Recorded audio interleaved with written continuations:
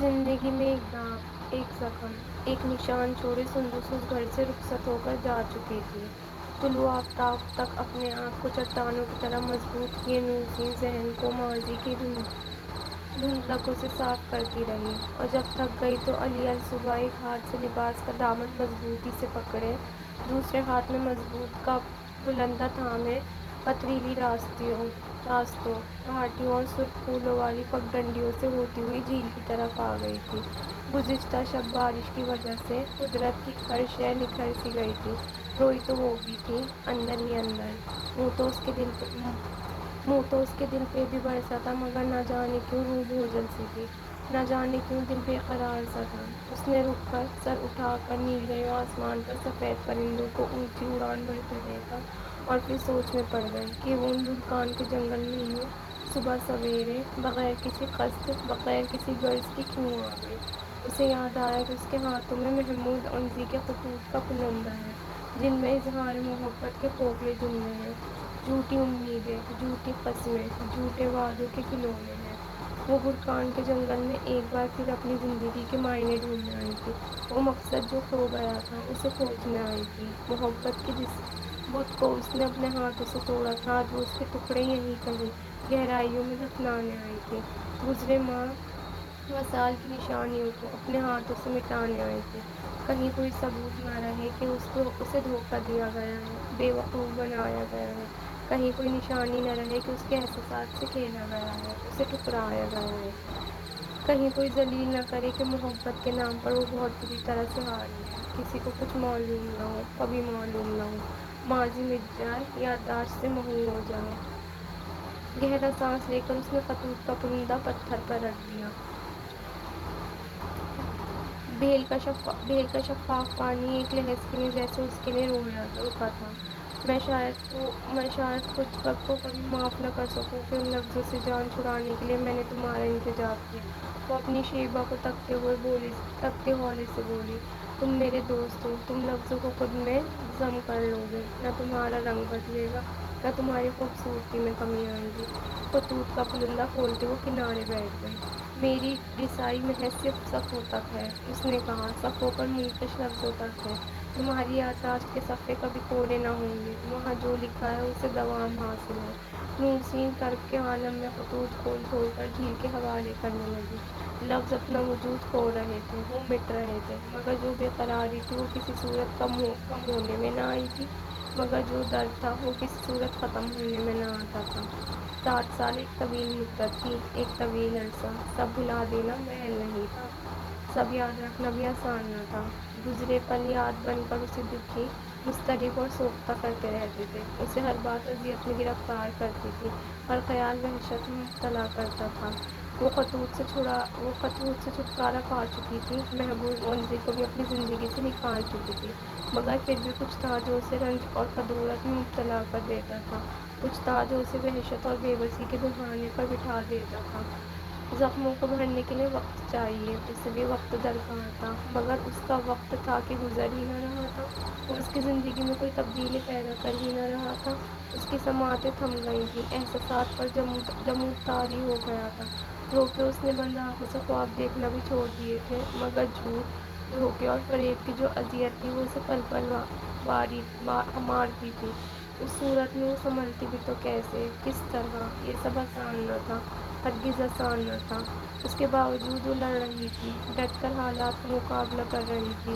اس نے خود کو اس حد تک مضبوط کر لیا تھا کہ دل دماغ کی نہا خانوں میں اذیت بھری چٹخ و پکار کا اثر اس کے چہرے سے عیاں نہ ہوتا تھا۔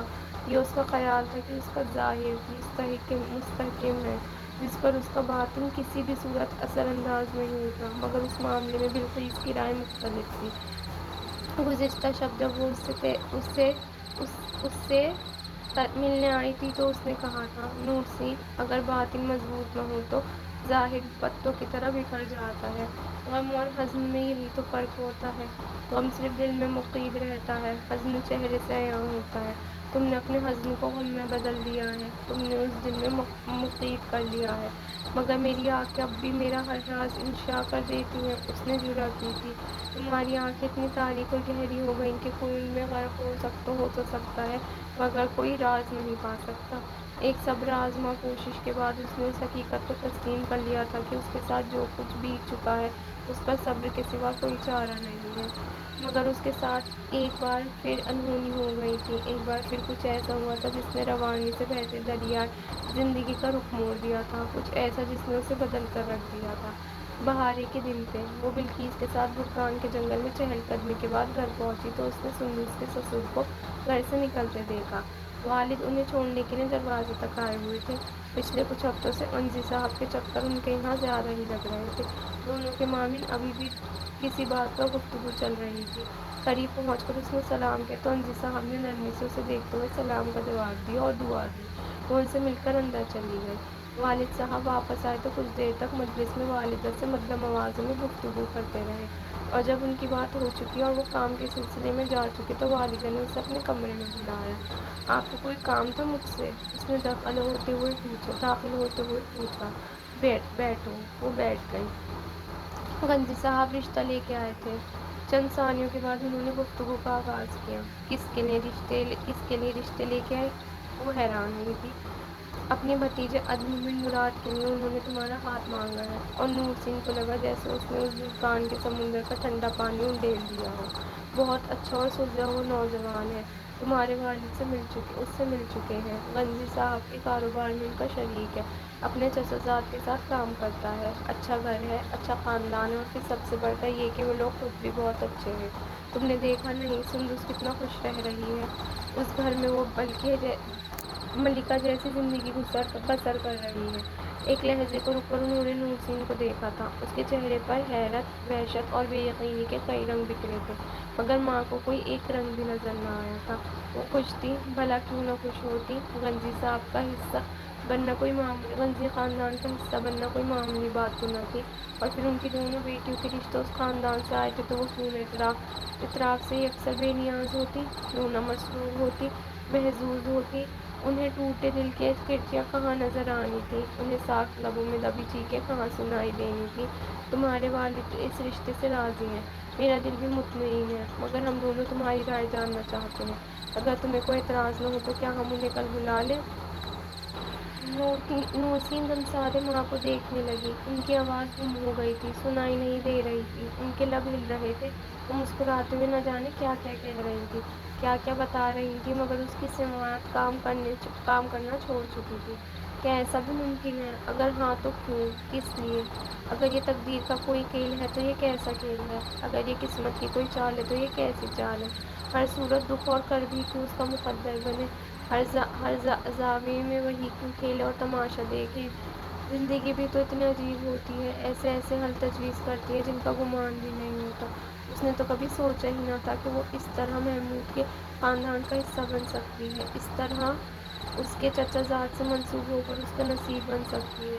محمود غنجی، ایک ایسا مرد جس کے تصور سے ہی غم و الم کے پہاڑ اس کے وجود پر ٹوٹنے لگتے ہیں، جس کی موجودگی سے ہی آگے گزشتہ ماہ کی تمام حکایتوں کو دہرانے لگتی ہیں، اور حکایتیں وہ جو روح کے ڈھیر سے ہوئی زخموں پر نمک کا کام کر دیتی ہیں۔ کیا وہ کسی انسان کے خاندان کا حصہ بن کر خود کو ہمیشہ ہمیشہ کے لیے اذیت کی دلدل میں دھنسا سکتی ہے؟ میں اس رشتے سے راضی نہیں ہوں ماں۔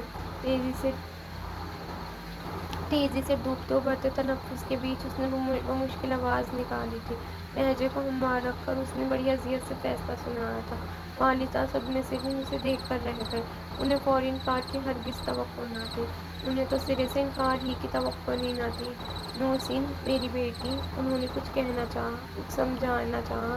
میری طرف سے انکار ہے ماں، میری طرف سے انکار ہے۔ وہ یکایک اٹھ کھڑی ہوئی تھی اور والدہ کو ہکا بکا چھوڑ کر کمرے سے باہر نکل گئی تھی۔ اگلے دن بہت مشکل سے گزرے تھے، اگلے کئی راتیں بہت مشکل سے کٹی تھی۔ انکار تو اس نے کر ہی دیا تھا، مگر والدین کے اصرار بڑھ گیا تھا۔ سندس کے لیے جب محمود کا رشتہ آیا تھا تو اس نے کیسے اپنے باپ کے خواہش کے آگے سر جھکا دیا تھا؟ اس نے تو کوئی اعتراض نہیں کیا تھا۔ اب دیکھو کتنا خوش رہ رہی ہے وہ۔ اندر کی حکایتوں سے بے خبر والدہ کہتی، انہیں کیا معلوم اقرار و اس بات تو بہت پہلے ہو چکا تھا، انہیں کیا معلوم کہ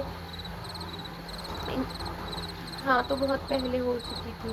نورسین بیٹا اپنے فیصلے پر نظر ثانی کرو۔ اس نے نظر ثانی نہ کی، انکار کو انکار ہی رہنے دیا۔ اس نے اپنے والد سے براہ راست بات کرنے کا فیصلہ کر لیا، مگر اس شب ایک انہونی ہو گئی۔ اس شب سندس بنا بتائے بغیر ہی گھر آ گئی تھی۔ نورسین صحن میں چہل قدمی کر رہی تھی، دروازہ بھی اسی نے کھولا تھا۔ والدہ کہاں ہے؟ آتے ساتھ ہی سندس نے پوچھا تھا۔ اس کے چہرے کے اتار چڑھاؤ کچھ اچھا تاثر نہ دے رہے تھے۔ بلقیس خالہ کی طرف گئی ہیں، ان کی طبیعت کچھ ٹھیک نہیں۔ جواب دے کر وہ جانے کے لیے مڑ گئی تھی۔ وہ دونوں آگے پیچھے گھر میں داخل ہوئی۔ یہ تمہاری نئی چال ہے؟ آنکھوں میں غیظ و غضب کی نمی لیے سندس اس کا راستہ روک کر کھڑی ہو گئی۔ حیرت سے رک کر اس نے سر اٹھایا۔ کیسی چال؟ وہ خاک نہ سمجھی تھی؟ میرا گھر برباد کرنے کے لیے تم اس حد تک جا سکتی ہو؟ مجھے اس کا قطعی اندازہ نہ تھا۔ اطراف میں بکھری مجسم خاموشی کے سانچے میں ڈھل کر نورسین صدمے سے گونج اپنی جگہ ساکت کھڑی رہ گئی۔ اب مجھ سے شادی کرتے ہوئے اس گھر میں داخل ہونا چاہتی ہو؟ میری زندگی عذاب بنانا چاہتی ہو؟ تمہیں کیا لگتا ہے محمود کی نظروں کے سامنے رہ کر تم اسے پھر سے اپنا بنا لو گی؟ نورسین کا چہرہ دھواں دھواں ہو گیا۔ اتنی کرہیہ سوچ، اتنا گھٹیا الزام! اس کا تنفس یکایک تیز ہوا تھا، اس کی اذیت بڑھی تھی۔ تم نے کیا سمجھا یہ سب اتنا آسان ہے؟ ہاں؟ آنکھوں میں سندس کی شیبہ دھندلائی تو اس نے پلکیں جھپائی۔ اتنی نفرت، اتنی کراہت اس کے دل میں آئی کس وجہ سے تھی؟ محض ایک مرد کے لیے؟ مرد بھی ایسا جسے وہ اپنا چکی تھی، جسے اپنا شوہر، اپنا ہمسفر وہ بنا چکی تھی۔ سب کچھ ختم نہیں ہو گیا تھا، مٹ نہیں گیا تھا؟ تو اب یہ جو بدلہ لیا جا رہا تھا، یہ کس وجہ سے لیا جا رہا تھا؟ اب جو سزا مل رہی تھی وہ کس وجہ سے مل رہی تھی؟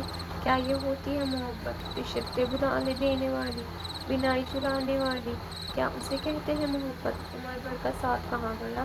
محبت، خوشی غم کے لمحے، انسیت، فراق دل اور رحم دل کے جذبے کہاں گئے؟ اور جس سے تم شادی کرنے کا سوچ رہی ہو، جانتی ہو اس کی انجے خاندان میں کیا حیثیت ہے؟ سندس کی بات ختم نہ ہوئی تھی، وہ اس کے بچے وجود کو پاش پاش کرنے آئی تھی۔ صفر حیثیت ہے اس کی، دانت پیس کر انتہائی حقارت سے بتایا گیا، بلکہ صفر سے بھی کچھ کم، ایک گھٹیا آوارہ انسان ہے وہ۔ اور تم ٹھہری اونگی بیوقوف کی مالک، اخلاقیات کا ورث دینے والی ایک باذوق معلمہ، تمہیں وہ کیسے پسند آ گیا؟ لہجہ طنز بھرا تھا، آواز پتریلی تھی، لفظ زہر ملے۔ تم اس جیسے انسان سے شادی کرنا کیوں چاہ رہی ہو؟ محمود سے؟ مجھ سے انتقام لینے کے لیے؟ اس نے کندھے سے پکڑ کر نورسین کو جھنجھوڑا تھا۔ لب سختی سے بھیجے، جلن پیدا کرتی نمی آنکھوں میں مقید کیے نورسین نے سندس کے ہاتھ بے رحمی سے جھٹک دیے تھے۔ نورسین، یہ تم کون سا کھیل کھیل رہی ہو؟ کون سی چال چل رہی ہو؟ یہ جانتے ہوئے بھی کہ وہ کس طرح کا مرد ہے تم اس سے شادی کروں گی؟ ہاں کروں گی میں اس گھٹیا انسان سے شادی۔ تمہارا کیا دخل؟ میری مرضی، میں جس سے بھی شادی کروں، جس سے بھی اپنا ہمسفر بناؤں، تمہیں کیا مسئلہ؟ وہ سراپا سوال بنی سندس کی نفرت، کدورت اور بدگمانیوں کے سیلاب کے آگے ڈٹ گئی تھی۔ سندس کو اس جواب کی ہرگز توقع نہ تھی کہ اس تمام عرصے میں نورسین پہلی بار اس پر چلائی تھی، پہلی بار اس کی آنکھوں میں پہاڑوں جیسا کچھ ایسا عزم دکھا تھا جس نے سندس کی بنیادیں تک ہلا دی تھی۔ تم اسے کوئی چال سمجھو یا کوئی کھیل، میں اب شادی کروں گی تو صرف اسی سے۔ غیظ و غضب کے عالم میں اس نے جو کہا تھا پورے ہوش و حواس میں کہا تھا، جو فیصلہ سنایا تھا حتمی لہجے میں سنایا تھا، انکار کی کوئی گنجائش باقی نہ رہی تھی۔ معاملہ عزت نفس اور حد دھرمی کا بن گیا تھا۔ زندگی میں پہلی بار اپنی سگی بہن کی وجہ سے اس نے زندگی کی سیڑھی پر قدم دھرے تھے، کبھی نہ اترنے کے لیے، کبھی نہ پلٹنے کے لیے۔ وہ فیصلہ جو کبھی نہ ہونا تھا وہ ہو چکا تھا۔ اسی لمحے سوچے بغیر کہ وہ صحیح کر رہی ہے غلط، اس نے عدم بن مراد سے شادی کا فیصلہ کر لیا تھا۔ سزا ہے یہ تو پھر سزا ہی سہی، بہت پچھتاؤ گی تم نور، بہت پچھتاؤ گی۔ سندس پیچھے سے چلائی تھی۔ مجھے بھی نئے پچھتاوے چاہیے تاکہ میں پرانے پچھتاوے بھلا سکوں۔ مضبوط لہجے میں اسے سنا کر وہ اپنے کمرے میں بند ہو گئی تھی۔ نورسین کی رضامندی کے بعد سندس کے ڈھکی چھپی مخالفت کے باوجود وہ رشتہ طے پا گیا تھا۔ رسم خطبہ کے بعد شادی کی تاریخ مقرر ہو گئی تھی، جو کہ زیادہ دور نہ تھی۔ چونکہ غنجی صاحب کا بیٹا کام کے سلسلے میں کسی دور افتادہ شہر کے دورے پر تھا اور اس کی واپسی اس مہینے کے اختتام پر متوقع تھی، اسی لیے غنجی صاحب نے اپنے فرزند کے کاروباری شیڈول کو مد نظر رکھ کر تاریخ مقرر کی تھی۔ سب کچھ بہت جلدی جلدی ہو رہا تھا۔ وہ کہ نورسین اپنے فیصلے پر راضی تھی، نہ ہی دل سے خوش، وہ کہ وہ مطمئن تھی، نہ ہی پرسکون، مگر وہ پھر بھی شادی کی تیاری میں اپنی ماں کا ہر طرح سے ساتھ دے رہی تھی۔ والدہ بھی اس کی پسند ناپسندید کو ملحوظ خاطر رکھتے ہوئے اس کی من پسند اشیاء کی خریداری کر رہی تھی۔ سندس نے البتہ خود کو ان معاملات سے الگ رکھ رکھا تھا۔ اپنی زندگی کی رونقوں سے قطعی بے نیاز اپنی شادی تک کا وقت برکان کے جنگل، وادیوں اور گھاٹیوں میں گزارنے لگی تھی۔ زیادہ وقت تنہائی کے سپرد کیے ہر لمحہ سوچ و فکر اور اندیشوں میں گر کر رت دیتی تھی۔ وہ خوش نہ تھی، مگر اسے ظاہر کرنا پڑتا تھا کہ وہ بے حد خوش ہے۔ وہ مطمئن نہ تھی، مگر اسے دکھانا پڑتا تھا کہ وہ مطمئن ہے۔ فیصلہ اس کا اپنا تھا، اس کا ذاتی، کسی نے اسے مجبور کیا تھا نہ لاچار۔ اب پلٹنے کی کوئی گنجائش باقی نہ رہی تھی۔ اگر گنجائش ہوتی بھی تو کیا وہ پلٹ جاتی؟ شادی کو محض دن ہی کتنے رہ گئے تھے۔ شادی کے دن تک کی جن سنگلاں چٹانوں پر وہ سوار تھی، وہ ریزہ ریزہ ہو کر بکھرنے لگی تھی۔ احساسات اور جذبات جو شخص اس کے دل تک محدود تھے، اب چہرے سے عیاں ہونے لگے تھے۔ رہی صحیح کسر محمود انسی نے پوری کر دی تھی۔ گزشتہ شب جب وہ برکان کے جنگل سے واپس لوٹ رہی تھی تو وہ اچانک ہی اس کے سامنے آ گیا تھا۔ نورسین نے فوراً سے نگاہ ہٹا کر اپنا راستہ بدلا تھا، مگر وہ اپنی سماعتوں کا رخ نہ بدل سکتی تھی۔ عدم تمہارے لیے غیر مناسب ہے۔ پیغام تھا، تنبیہ تھی یا خدشہ؟ کیا تھا اس کے لہجے میں؟ تم اپنے ساتھ بہت غلط کر رہی ہو نورسین۔ نورسین کی آنکھیں قہر سے سرخ ہو گئیں۔ مارے خفت، دکھ اور سختی کے اس کا دل بیٹھنے لگا۔ اس نے مڑ کر اسے نہ دیکھا۔ اس نے خود کو بمشکل کچھ کہنے سے باز رکھا اور پھر اسی متانت اور سنجیدگی سے آگے بڑھ گئے۔ جاتے سمے اور کسی نے دیکھا ہو نہ دیکھا ہو، مگر وہ راستہ، اس کے اطراف میں بکھرا سبزہ اور درخت گواہ تھے کہ وہ لڑکی بے حسی کے بت سے ٹکرا کر ایک بار پھر پاش پاش ہو گئی تھی۔ جمعے کی شب وہ عدم بن مراد کے ہمراہ اپنے گھر سے رخصت ہوئی تھی۔ بوقت مغرب جب اسے گھوڑا گاڑی میں سوار کیا گیا تھا تو ماں باپ کو الوداعی نگاہوں سے دیکھتے اس نے بڑے کرب کے عالم میں کھڑکی پر پردہ گرایا تھا۔ یکے بعد دیگرے کئی گھوڑے اور گھوڑا گاڑیاں روانہ ہوئی تھیں۔ عدم بھی اپنے گھوڑے پر سوار ہو چکا تھا، مگر پھر کسی نے اسے روک لیا تھا۔ تم یہیں رکو، میں ابھی آتا ہوں۔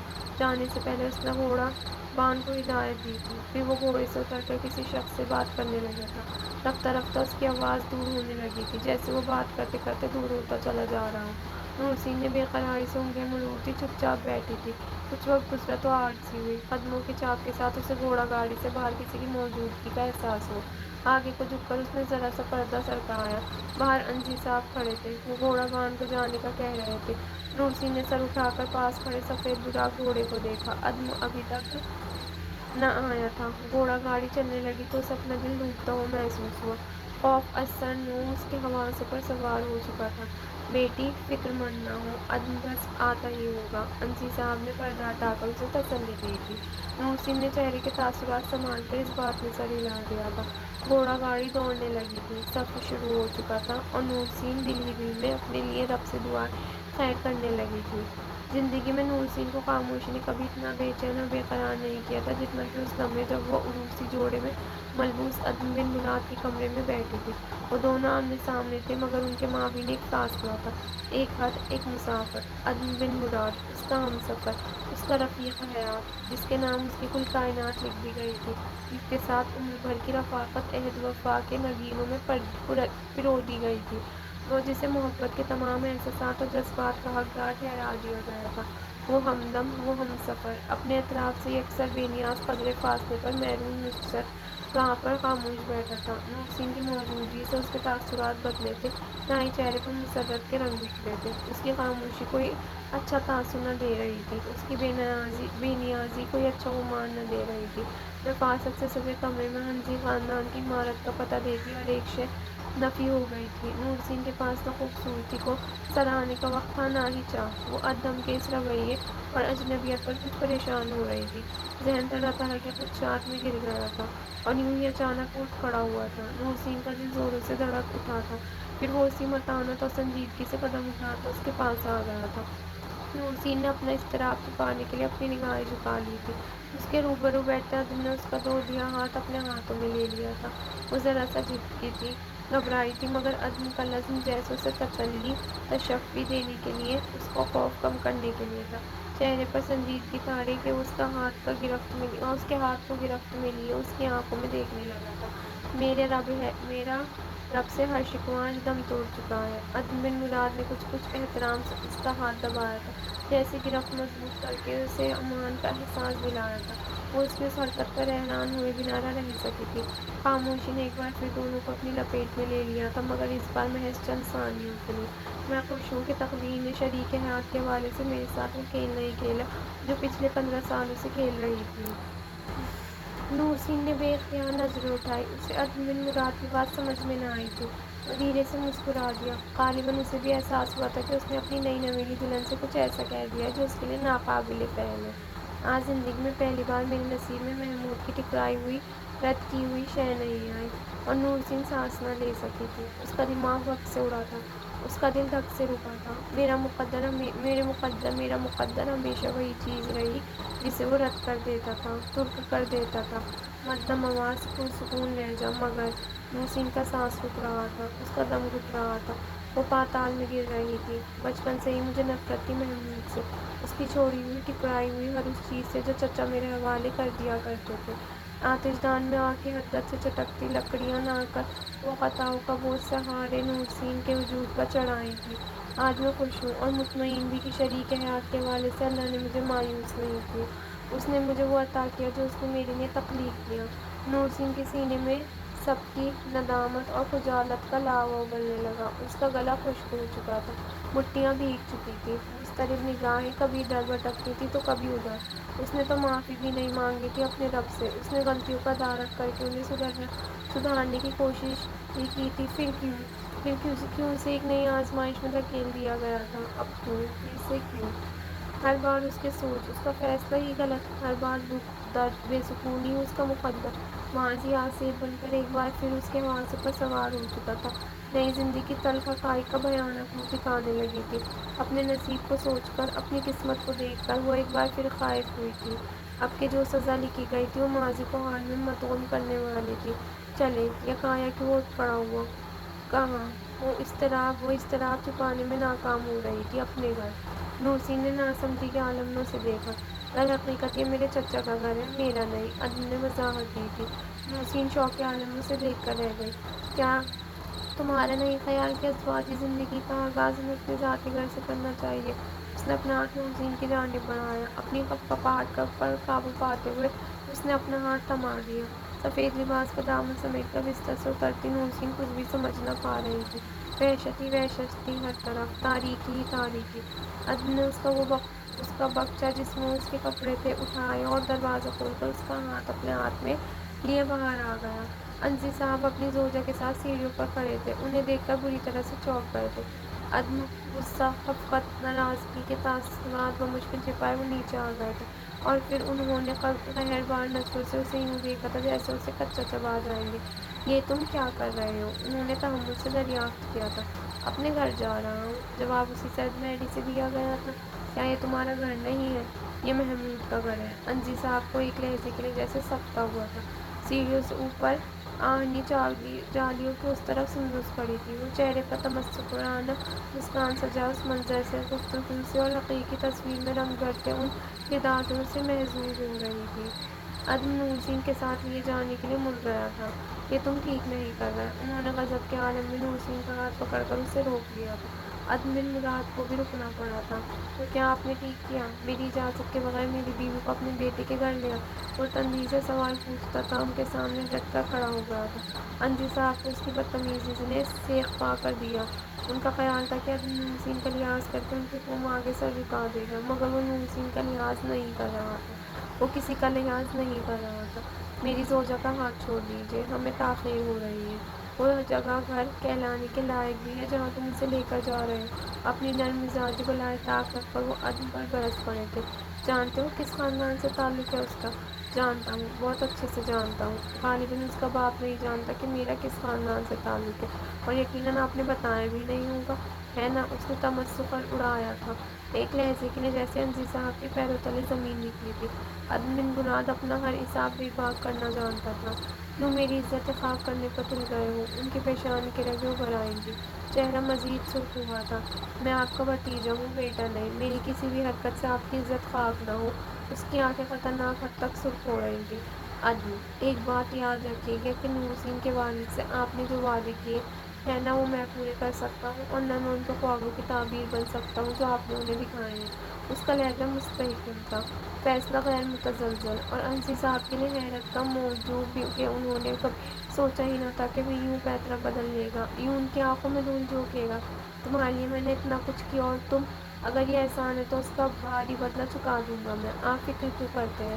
پہلے بھی تو میں نے آپ کے بے شمار احسانات کی بھاری قیمتیں چکائی ہیں نا۔ انصی صاحب نے سانس نہ لے سکے تھے۔ کیا یہ وہی عدم ہے جو 8 ماہ پہلے سر اٹھا کر، نظریں ملا کر ان سے بات تک نہ کرتا تھا؟ کیا یہ وہی سنگ تھا جسے انہوں نے 15 سالوں سے بڑی محنت سے تراشا تھا؟ ہیبت تو وہی تھی، پھر اس کا اندر کیسے بدل گیا تھا؟ حالت تو وہی تھے، پھر اس کا بت کیسے بکھر گیا تھا؟ پر کٹ چکے تھے، پھر بھی اس پر اڑان کا جنون سوار تھا۔ کیا ہو گیا تھا اسے؟ بدلہ لے رہے ہو تم مجھ سے؟ ان کے لب ہلے تھے۔ بدلہ؟ عدم نے چمبے سے انہیں دیکھا۔ یہ آپ کو بدلہ نظر آتا ہے؟ پھر وہ ہنس دیا تھا۔ میں تو اپنی زندگی جینے کی کوشش کر رہا ہوں چچا جان۔ انصی صاحب نے بے اختیار نورسین کا ہاتھ چھوڑ دیا تھا۔ سندس کی مسکراہٹ یکایک گہری ہوئی۔ اس کے لیے اس لمحے ہر آواز، ہر للکار، ہر احساس مسرت کا باعث بن گیا تھا۔ نورسین کے ہاتھ پر گرفت مضبوط تھی۔ عدم مرکزی دروازے کی جانب بڑھا تھا۔ انصی صاحب جو خفت اور ندامت کے احساسات کے ساتھ جاتا دیکھنے لگے تھے، یکایک انہیں کچھ ہوا۔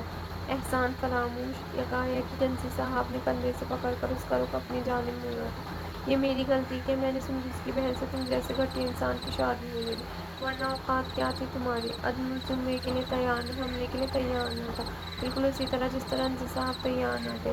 کرتوت تمہارے ایسے ہیں کہ کوئی تمہیں اپنی بیٹی بھی نہ دے۔ ایک ہی جست میں انہوں نے اسے عرش سے فرش پر لاپٹ رکھا۔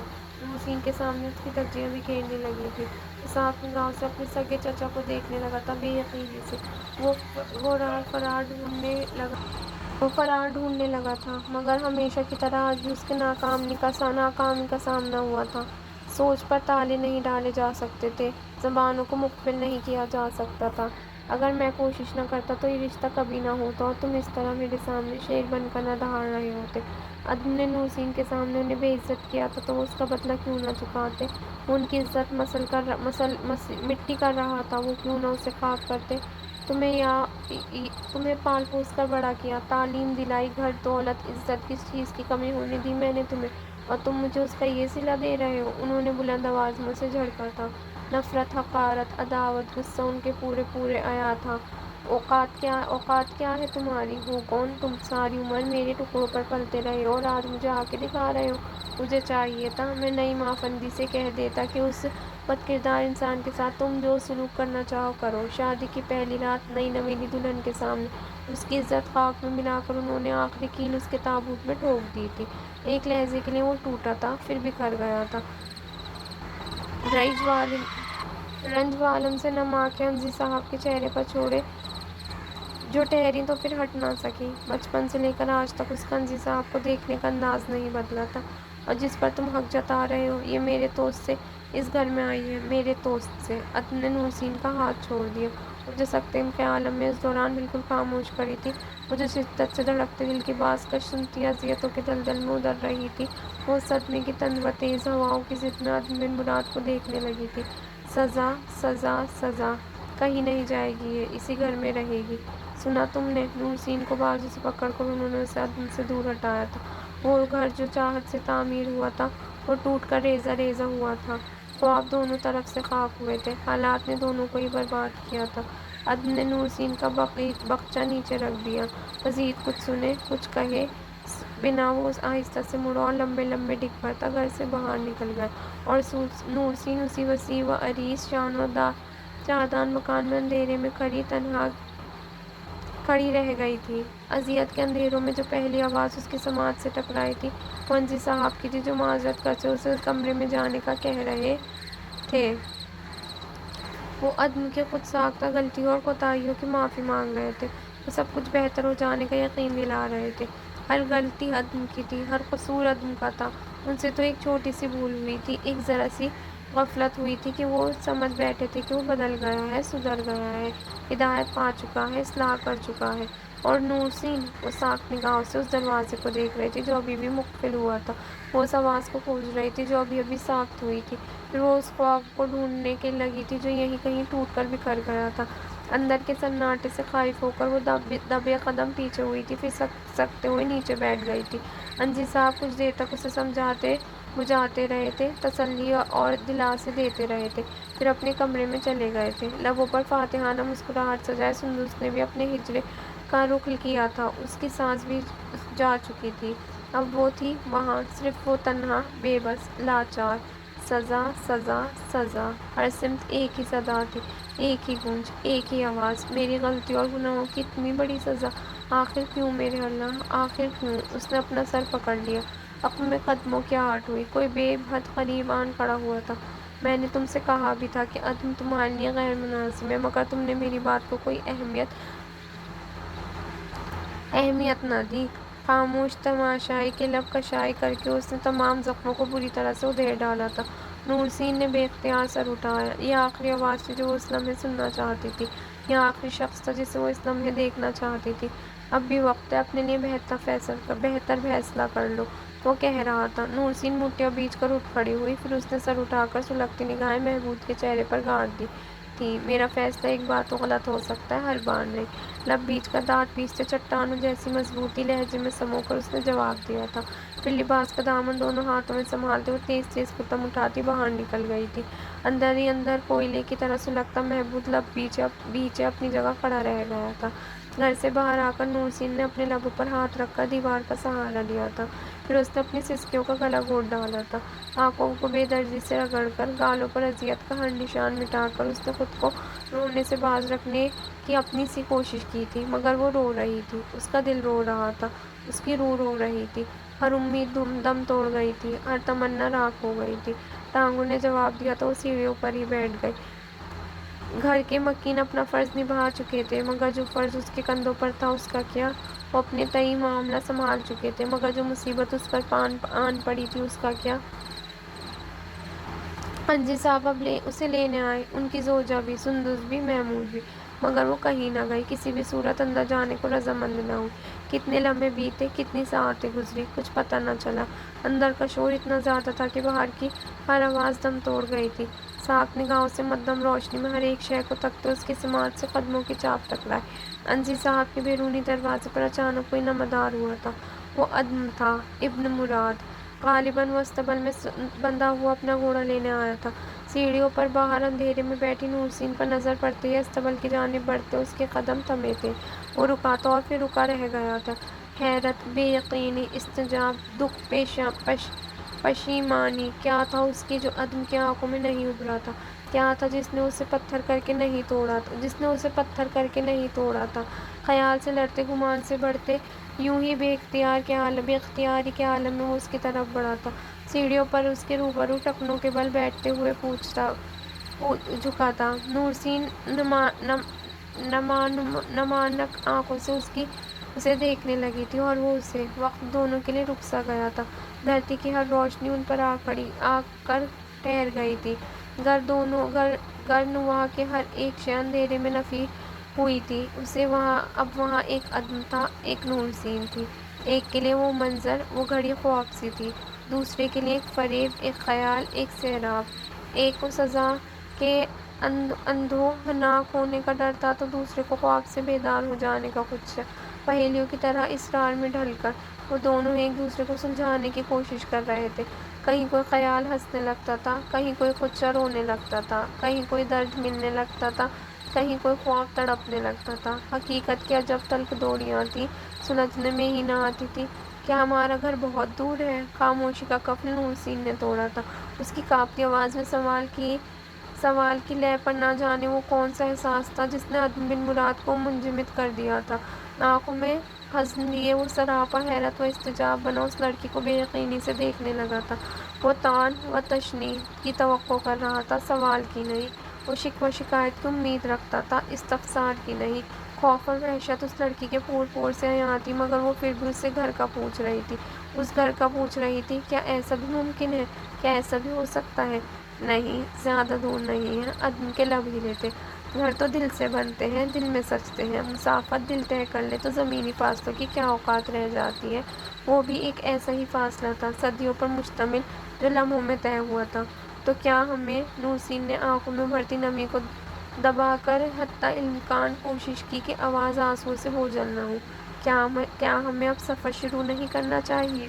عدم اسے دیکھ کر رہ گیا، بے قراری سے انگلیاں مروڑتی چاندنی کی اس مورت کا اضطراب اب عروج پر تھا۔ ہاں، اس نے اٹھتے ہوئے نورسین کی جانب ہاتھ بڑھایا۔ ہمیں اب چلنا چاہیے۔ وہ اس کا ہاتھ تھام کر اٹھ کھڑی ہوئی۔ عدم گھر سے اس کا سامان لے آیا تھا، پھر وہ دونوں اصطبل سے گھوڑا لے کر باہر نکل گئے تھے۔